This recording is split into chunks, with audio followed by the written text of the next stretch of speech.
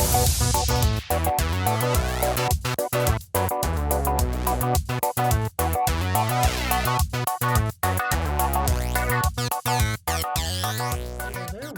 to Alyssa Jean's Reviews. My name is Alyssa, and this is my review for Star Trek Picard Season 2, Episode 6, 2 of 1. So, of course, I'm going to start with the obligatory spoiler warning. If you have not seen up through the end of this episode, yada yada, you know the drill. Spoilers. Alright, so big announcement this week. Picard Season 3 will officially feature the entire bridge crew from the Next Generation. That's exciting news. So that makes me able to look forward to Season 3, which should be coming out, I would imagine, early next year, since they just wrapped up filming. They filmed Season 2 and Season 3 back to back. So really exciting. So I can cling to the hope that maybe Season 3 won't suck. Because I am very rapidly losing hope for Season 2, especially after this episode, which is a low point not only for the season, not only for the series, but in my opinion, for all of modern Star Trek. This is a very, very low point. And, well, before I get into the particular episode of this week, let's catch up on where we are in this season. So we still do not know exactly what has happened to change the timeline. We vaguely know that it has something to do with Renee Picard not going to Europa, not going on her mission. That's what changed the timeline. But why and how? How did that change the timeline? And what does the Adam Soong genetic experiments have to do with anything? Because in the Confederation timeline, we did see a big statue of Adam Soong. So apparently he was very key, which very much led me to believe that Adam Soong is what changed the timeline, not Renee Picard. So how do those two related? It's just all a jumbled mess. And why does Q give a shit about any of this? What motivates Q? Why is Q motivated to change the timeline? Why? It makes no sense. We should have this answer by now. Any good show should have a motivation for the villain or film. You know, Thanos, he wanted to save the population, or to save resources by getting rid of half of the population. You know what his motivation is. Any good show or film should make it clear. By this point, more than halfway through the show, we should know what the hell is Q doing? What is his motivation? He didn't even appear in this episode at all. What is the point? That is what I am asking myself of this season. What is the point of any of this? And then when it comes to this particular episode, I am seeing once again that the story is just not flowing really well. We've got one plot point over here throughout the season, clunk. One plot point over here, clunk. And there's no story flow at all. This is very clunky. And here we have this very stupid episode taking place at a gala. And more than anything else, I was bored by this episode. I was just completely disinterested. The show is doing nothing to make me care about this story, nor is it doing anything to make me care about the characters, especially the new ones. Renee Picard, okay, her last name is Picard. What else have they given me to give a shit about this character? Virtually nothing. I don't think she really had a whole lot of dialogue until she talked to Picard in this episode. Jean-Luc Picard, of course. So the show is just not really giving me anything, so I really found myself completely disinterested. I found myself bored. I found myself constantly pausing it to look at the timestamp to see how much longer I had to suffer through this. And I'm like, oh my God, I still have 20 minutes left. God, this is taking forever. Like, it's just completely uninteresting. And I don't often say that in Modern Trek, honestly. There are some episodes that are not great in Modern Trek overall. It's probably pretty mediocre. But this was definitely a low point. And then, of course, we have Girardi randomly singing out of nowhere, and then just the band and the guy with the spotlight all go along with it. I'm like, what in the hell is happening right now? What is going on? I used the word disaster last week. I would say even more so this week. So that's where I'm at with this show right now. Hopefully, with the whole Next Generation cast coming back in season 3 can salvage something good out of this series, because I'm very rapidly losing hope for season 2. Anyways, I guess under some obligation that I promised to do these reviews every week, I guess I'll go through some of these storylines in this week's episode. All right, I'll start with the Picard storyline. And what the hell was up with this gimmick to keep flashing to Picard getting, hurt in some way we didn't know how at first, and going 34 minutes, 26 minutes, 14 minutes, blah, blah, blah. What was the point of that gimmick? And I assumed that they were flashing to the end of the episode, or at least toward the end of the episode. But really, it happens like barely halfway through the episode, like a little bit more than halfway, I think. And then we have a whole bunch more that happens after that. What in the hell was the point of that? It was just very bizarre. It was really strange formatting for this episode. Very strange structure. I just don't get it at all. Now, as for the content, there's a lot of standing around talking between Picard and, I guess, Talon is her name. And Talon has a really dumb line at one point asking Picard, oh, what if she's not ready? Dude, they just traveled back in time to make sure that she goes on this trip that she has done, in their perspective, 300 years ago. So yeah, she's fucking ready, you moron. Like, why are you saying that? It was just so dumb.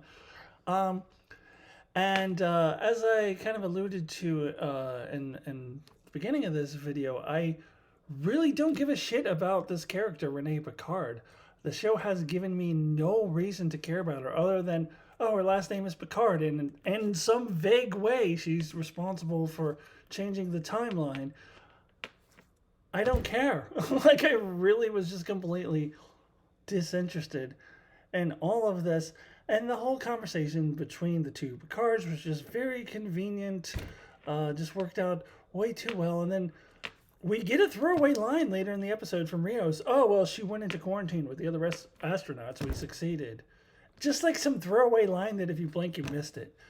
So, what was even the point? Seriously, what was even the point? And then Picard, gets hit by the car, driven by Adam Soong, who is trying to kill Renee Picard. And Picard saves her. That whole thing is dumb too, but I'll get to Adam Soong a little bit later.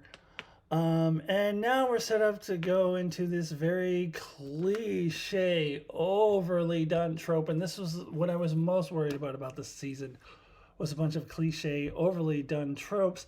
And this particular one is not one that I had on the table. It's not one that I knew was coming because it wasn't in the trailer, but that's the, ooh, I'm going to go into their mind and help them work through their past trauma. We're going to have all this weird stuff inside of his mind. Ooh, I've never, ever seen this before, and that's going to be next week's episode. Oh, my God. Okay. Let me move on to some of the other storylines now. I'm done with Picard. We've got a little bit of a Rios thing where Rios is all happy because he met this doctor for 5 minutes and he's in love and all of that. And it was very predictable that we would see this doctor again. There was no reason to introduce this character. Honestly, there was no reason to ever have that storyline at all. As I mentioned before, there was no reason to have Rios, Seven, and Raffi even leave the ship, since they just end up back in square one again. Other than to introduce this character. And it's just so cliche to have this love between the time traveler and the woman in the past. Tom Paris did it in The Future's End. And it is just the only episode of Star Trek that ever did this right is City on the Edge of Forever. After that, it's just so cliche, and just another reason why I was just completely disinterested in this story. And then, of course, she does end up coming back in.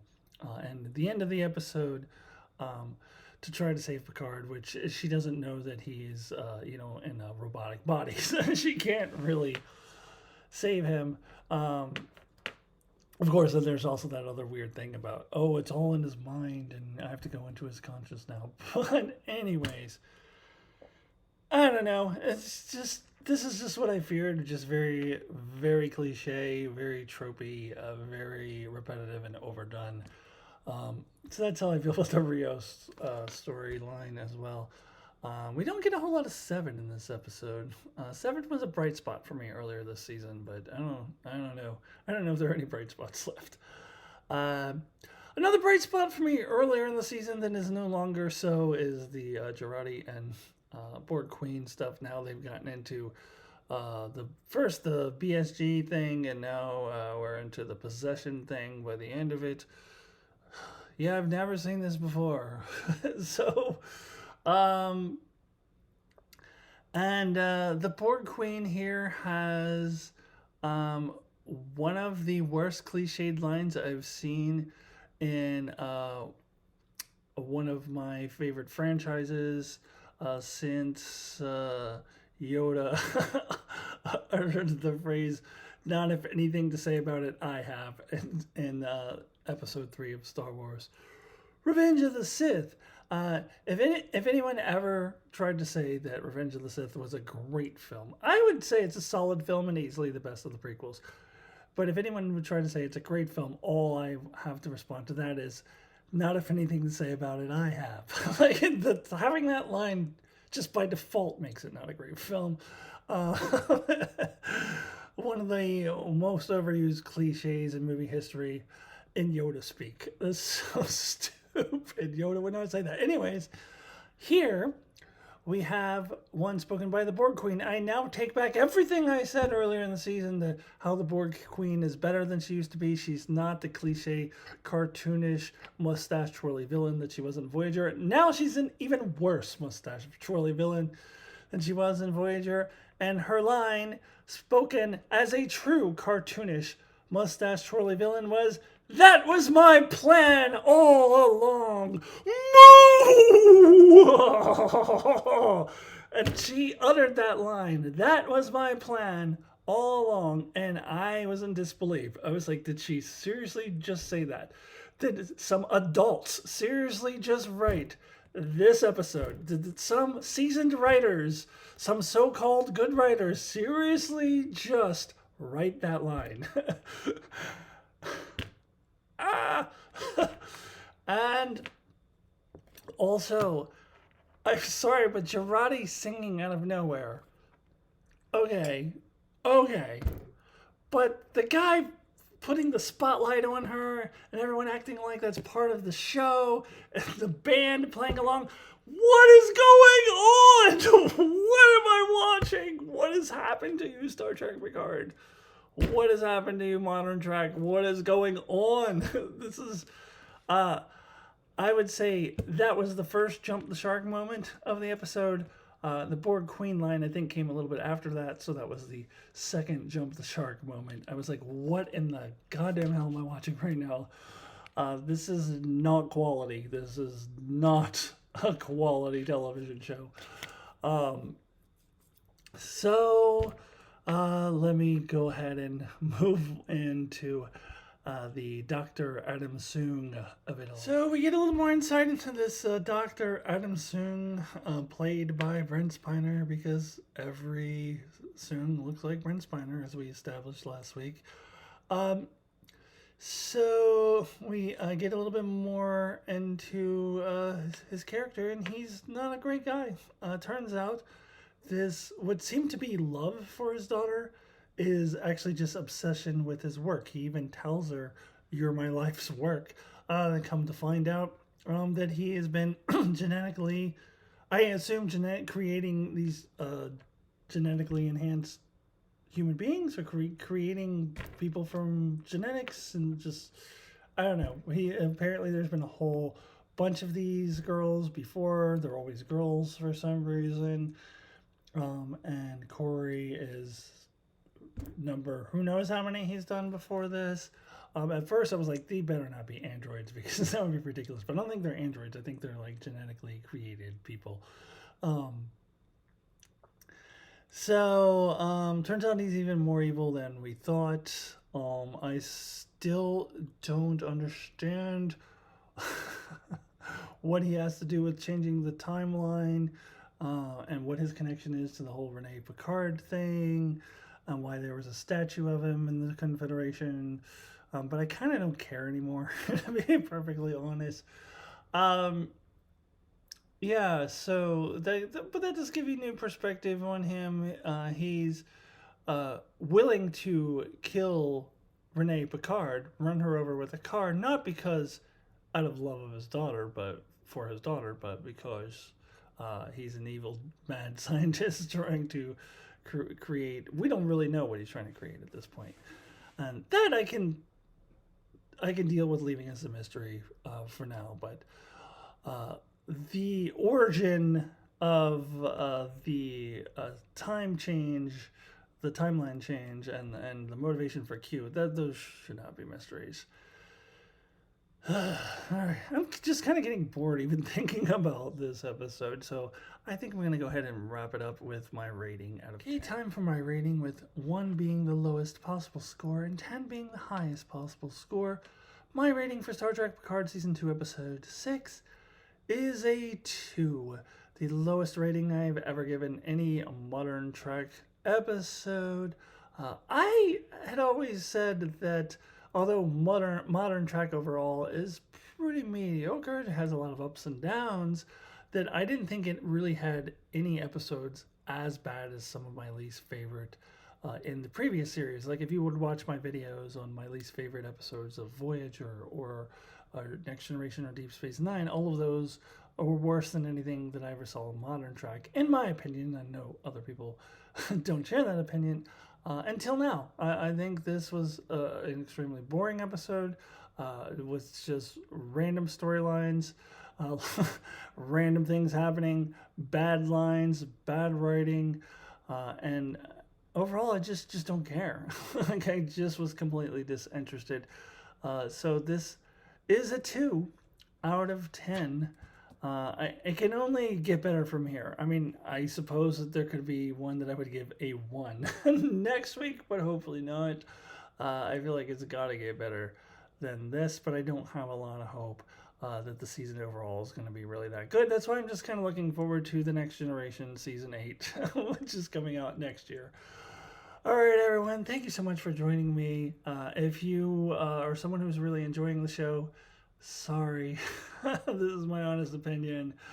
I hope that doesn't deter you from joining me next week as I cover Star Trek Picard Season 2, Episode 7, which hopefully I will like a little bit more. And check out all my other content. I've got a review for Star Trek IV, The Voyage Home, coming out.